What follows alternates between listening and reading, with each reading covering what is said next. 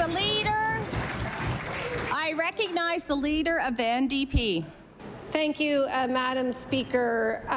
The people that I speak with, individuals, seniors and families searching desperately for housing, are not saying that. They are wondering why the Premier is allowing vacant lots in the HRM, like the old Bloomfield and St. Pat's Alexandra school sites, to sit empty for years, sometimes decades.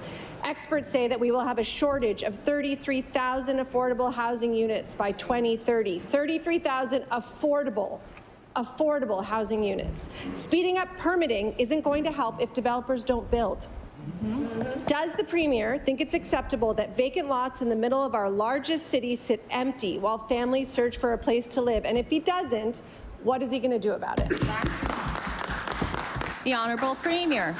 Thank you, Madam Speaker. And as the Premier of the province, I don't have the luxury of picking in a position one day and a different position the next day. Every single day, we get up as a government and we do good things for Nova Scotia. We do what we think is right. Just yesterday, that member stood in the media and said, oh my goodness, the provincial government is really budging their way into HRM now. Now today, the members encouraged me to go a little bit further.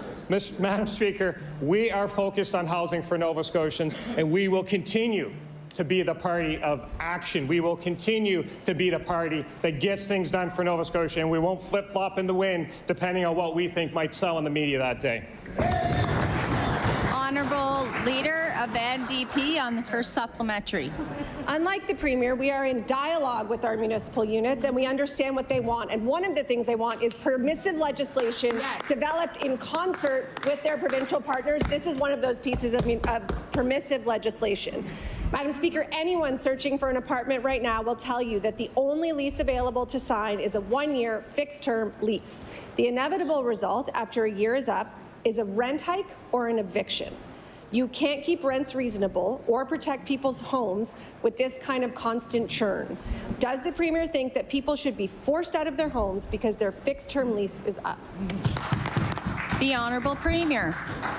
Madam Speaker, we're concerned about this situation in housing for sure, and that concern is why we're acting so quickly on so many things. That concern is why we table a piece of legislation like that involves the HRM and speeding things up to get housing built. That concern is why we've made over $300 million in investments this year to try and make sure that there's housing available to Nova Scotians. We are moving forward, and I ask the honourable member to please support the actions that will lead to more housing. They will absolutely lead to more housing in this province. The solution to the housing crisis is more housing, and we are focused on that. The Leader of NDP on their final supplementary. The legislation that we propose is enabling. The legislation that this government continues to pass is a direct incursion, in the words of the HRM mayor. Madam Speaker, the one thing that this government doesn't seem to consider when they don't answer questions about things like fixed-term leases and taxing vacant land is the impact that this has on families. Across the province, vacancy rates for 2- and 3-bedroom units are much lower than other types of units and are getting tighter and tighter. And rents are rising faster and faster. What is the Premier's plan to make sure that families can stay in their homes as winter is coming? The Honourable Premier. Thank you, Madam Speaker. And look, we're concerned about the housing situation in the province, and I'll just reiterate, that's why we're seeing so much action. The issues, the questions around fixed-term leases, my colleague has answered those many times. The opposition might not like the answers, but they're the answers, they're the position.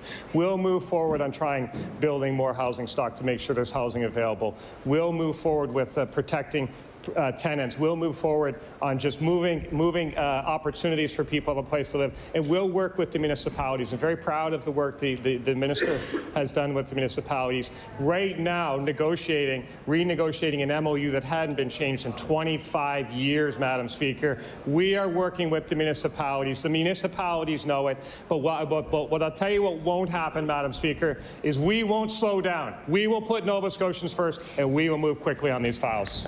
I recognize the